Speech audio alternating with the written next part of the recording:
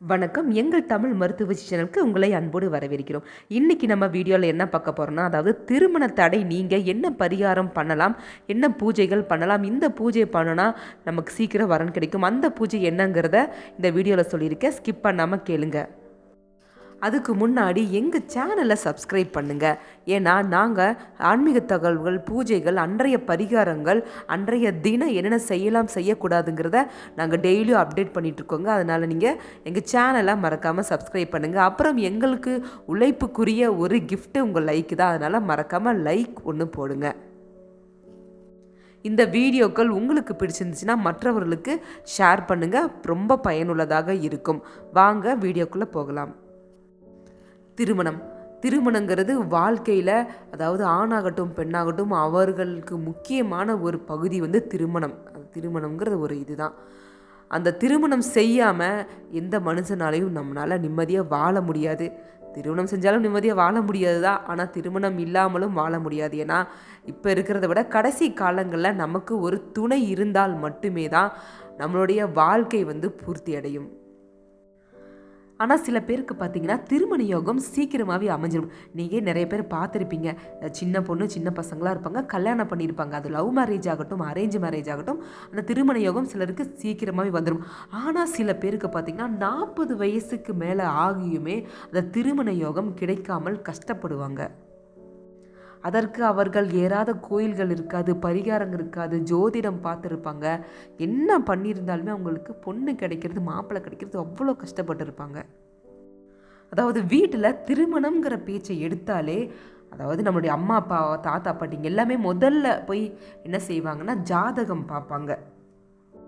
அந்த ஜாதகத்தையும் ஜோசியத்தையும் தான் பெரியவர்கள் நம்புவாங்க.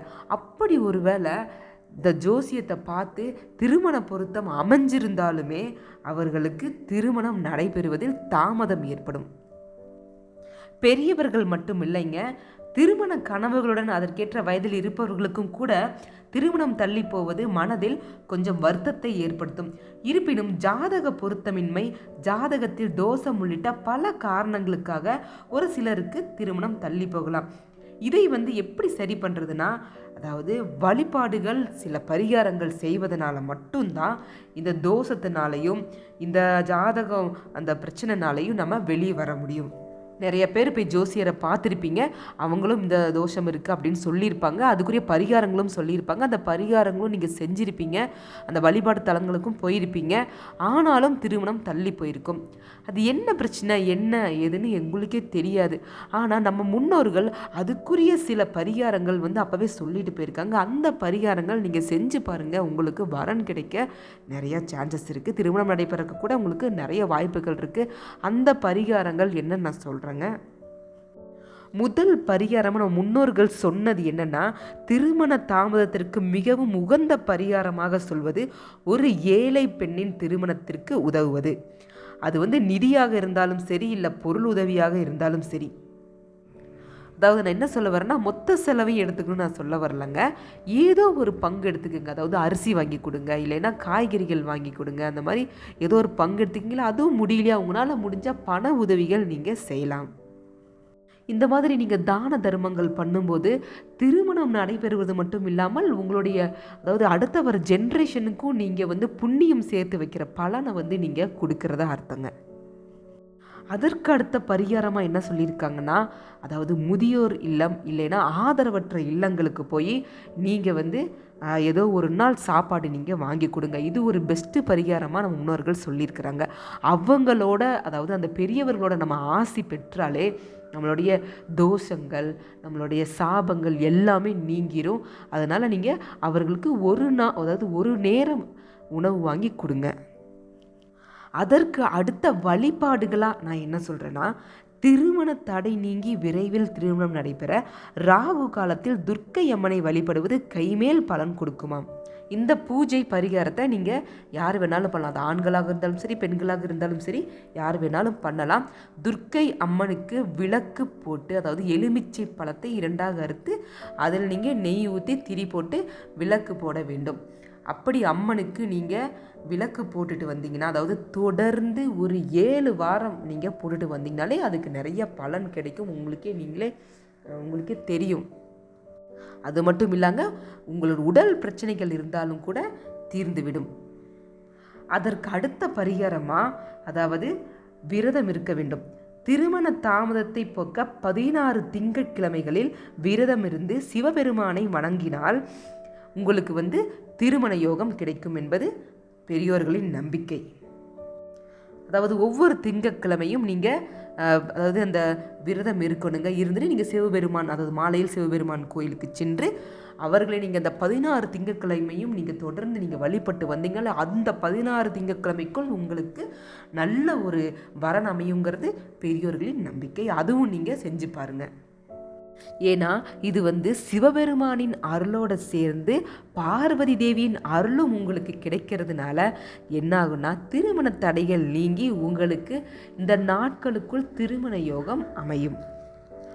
அதற்கடுத்து முக்கியமான பரிகாரமாக ஒரு புது கோயில் கட்டியிருந்தாங்கன்னா அந்த கும்பாபிஷேகத்திற்கு கண்டிப்பாக நீங்கள் கலந்துக்கிட்டு அந்த கலச நீர் தெளிப்பாங்க. அந்த கலச நீரை நீங்கள் உங்கள் தலையில் கண்டிப்பாக அந்த ஆசியை பெற வேண்டும். சில கோவில்களில் அவங்களே கூப்பிடுவாங்க. அதாவது திருமணமாகாதவங்க யாராச்சும் இருக்காங்களா, குழந்தை பிறக்காதவங்க யாராச்சும் இருக்காங்களான்னு அவங்களே கூப்பிடுவாங்க. அப்போ அவங்கக்கிட்ட போய் அவங்க நிறைய பூஜைகள் பண்ணுவாங்க. அந்த பொருட்களெல்லாம் கொடுப்பாங்க. நீங்கள் அந்த பொருட்கள் வாங்கிட்டு வீட்டில் வச்சுக்கோங்க. அப்படி கூப்பிடலைனாலும் நீங்களே போய் கேளுங்க, அவங்க அந்த பூஜை பொருட்கள் கொடுப்பாங்க. அதை வாங்கி நீங்கள் வீட்டில் வச்சு வழிபாடு பண்ணிட்டு வாங்க. அதற்கு அடுத்து முக்கியமான பரிகாரமாக திருமண தடை நீங்க வாயில்லா பிராணிகளுக்கு உணவு கொடுப்பது சிறந்த பரிகாரமாக பார்க்கப்படுகிறது. கோமாதாவின் மறு உருவமாக பார்க்கப்படும் பசுவிற்கு பச்சை உணவுகளான காய்கறி, இலைத்தலை, கீரை உள்ளிட்ட உணவுகளை கொடுத்து வர வேண்டும். இதனால் திருமணத்தில் ஏற்படும் தாமதம் நீங்கி உங்களுக்கு திருமண யோகம் அமையும். அது மட்டும் இல்லைங்க, பசுவிற்கு நம்ம தானம் கொடுப்பதால் நாம் முன்ஜென்மத்தில் செய்த பாவமும் தீர்க்கப்படும் என்று நம்ம முன்னோர்கள் சொல்லியிருக்காங்க. அதை விட முக்கியமான ஒரு வழிபாடுனா முன்னோர்கள் வழிபாடு. இதை கண்டிப்பாக நீங்கள் செஞ்சாகணும். ஏன்னா முன்னோர்களுடைய ஆசி பெற்றால் தான் நமக்கு வாழ்க்கை அதாவது நம்ம தலை ஓங்கும் சொல்லுவாங்க. அதனால் முன்னோர்கள் வழிபாடு நீங்கள் செஞ்சுட்டு வாங்க. அவர்களுக்குரிய தினத்தில், அது ஆடி அமாவாசை, தை அமாவாசை, அந்த மாதிரி அவர்களுக்கென்று ஒதுக்கிய நீங்கள் விசேஷ நாட்களில் அவர்களுக்கு வழிபாடு செஞ்சுட்டு வாங்க. அதன் பிறகு முக்கிய வழிபாடாக திருமண தடை நீங்க குறிப்பிட்ட நிற ஆடையை அணியலாம். திருமண யோகத்தை வழங்கக்கூடியவர் குரு பகவான். திருமண தடை நீங்க விரும்புபவர்கள் மஞ்சள் நிற உடையை அணிந்து திங்கட்கிழமையில் சிவன் கோயிலுக்கு சென்று வழிபடலாம். அடுத்ததாக இதெல்லாம் கொஞ்சம் பொருளாதாரமாக கொஞ்சம் ஜாஸ்தியாக இருக்குங்க, கொஞ்சம் சிம்பிளாக சொல்லுங்கள் அப்படின்னா அதுக்கும் ஒரு வழிபாடு இருக்குங்க. என்னென்னா, திருமணம் ஆகாதவர்கள் ஒவ்வொரு செவ்வாய்க்கிழமை மற்றும் வெள்ளிக்கிழமைகளில் அரசமர விநாயகரை வழிபடலாம்.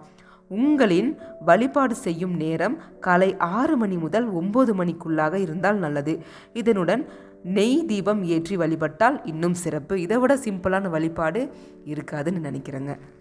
நம்மளுடைய விநாயகப் பெருமானை வழிபட்டு வந்தால், அதனால தான் அந்த காலத்தில் அரச மரத்தை சுத்த சொல்லுவாங்க கல்யாணம் ஆகாதவங்க. அதனால் நீங்கள் அரச மர பிள்ளையாரை வழிபட்டுட்டு வரலாம். இதுவும் ஒரு ஈஸியான சிம்பிள் வழிபாடு. நீங்கள் சொன்ன பரிகாரம் எல்லாமே பண்ணிட்டேங்க, எதுவுமே ஒர்க் அவுட் ஆகலை, இனிமேல் எனக்கு திருமணம் நடைபெறலை, பொண்ணு பார்த்தாலும் மாப்பிள்ளை பார்த்தாலும் எதுவுமே செட் ஆக மாட்டேங்குது அப்படிங்கிறவங்க இந்த ஒரு பரிகாரத்தையும் நீங்கள் செஞ்சு பாருங்கள். இது நம்ம முன்னோர்கள் சொல்லி கொடுத்தது தான்.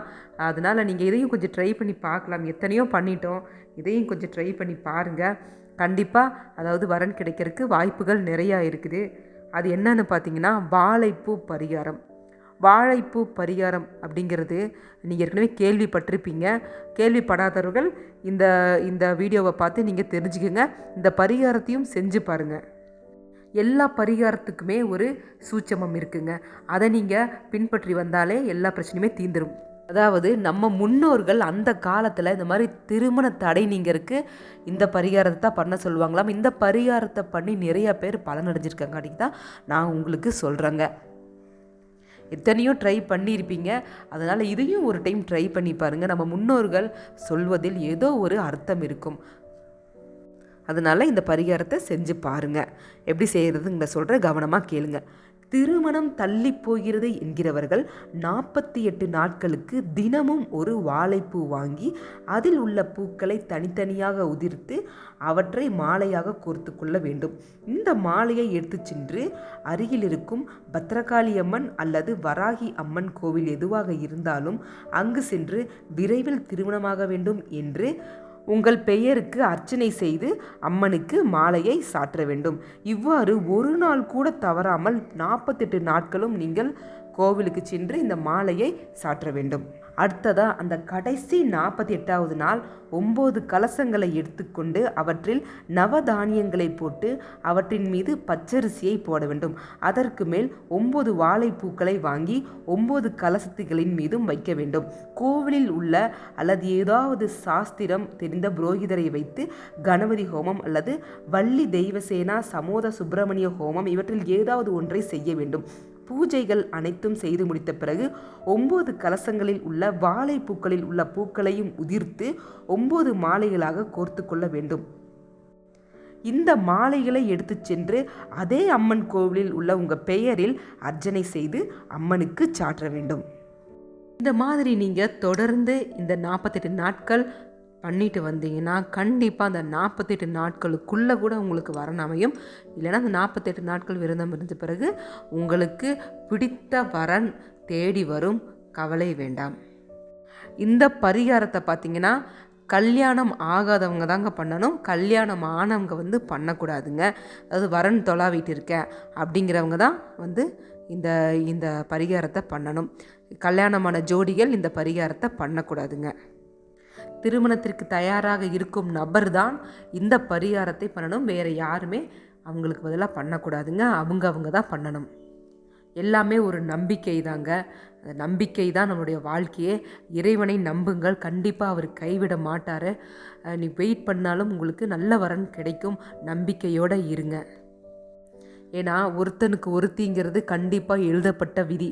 அதனால் எல்லாருக்குமே ஒரு ஜோடிங்கிறது கண்டிப்பாக அமையும். அதனால் நீங்கள் வெயிட் பண்ணுங்கள். இந்த வீடியோ உங்களுக்கு பிடிச்சிருந்துச்சுன்னா மறக்காமல் சப்ஸ்கிரைப் பண்ணுங்கள், லைக் ஒன்று போடுங்க, மற்றவர்களுக்கு ஷேர் பண்ணுங்கள். நன்றி, வணக்கம்.